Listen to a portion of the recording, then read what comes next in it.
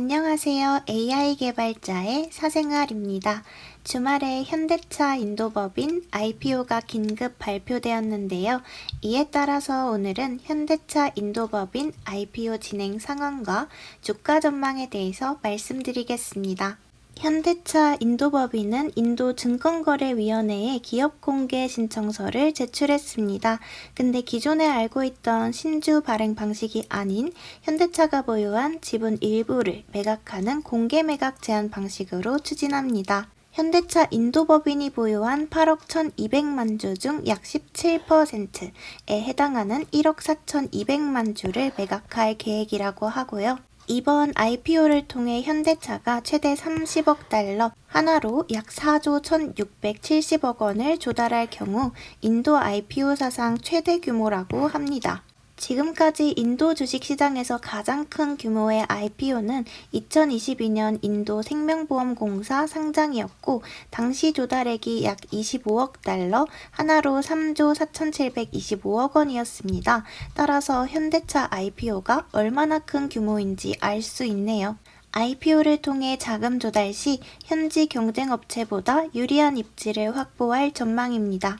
현대차가 이번에 선택한 매각 제한 방식에 대해 간단히 알아보겠습니다. 매각 제한 방식은 기존 주식을 매각하는 방식으로 과정이 간단하고 기업 공개 비용이 적으며 기존 주주들의 주주가치 훼손 이슈도 없습니다.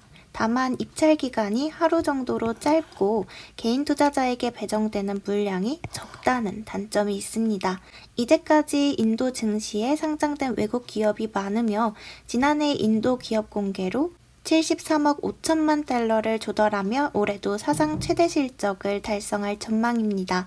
그렇다면 인도 내에서 현대차가 어느 정도의 위치에 있을까요? 1996년 인도법인 설립 후에 1998년 첫 모델을 양산을 시작으로 첸나이 1, 2 공장과 중부 아나타푸르 기아 공장, GM 공장 인수까지 생산 능력을 늘려가고 있습니다. 또한 전기차 출시, 충전소 설치, 배터리팩 조립 유닛 설치 계획까지 인도 시장 확장을 시도하고 있습니다. 최근 1년 사이에 현대차가 인도에서 판매된 현황을 보면 현대차 크레타, 베뉴, 엑스터 등 3종으로만 30만 대 이상을 판매하면서 현대차의 인도 내 입지를 알 수 있을 것 같아요.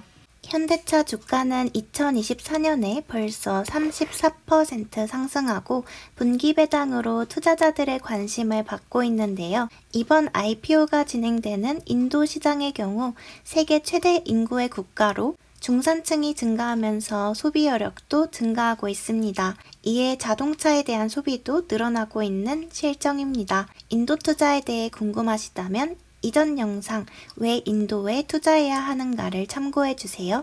인도 법인 IPO가 성공적으로 진행되면 인도 법인의 가치는 30조에서 40조 정도로 예상이 되고요. 인도 상장 자동차 회사 평균 PER 22배인 것을 감안하면 모기업 현대차가 매우 저평가된 것을 알 수 있습니다. 또한 IPO를 통해 약 4조 원의 현금이 들어오면 기본적으로 인도법인 생산 능력에 투자하고 일부는 주주환원책으로 활용될 것으로 예상됩니다.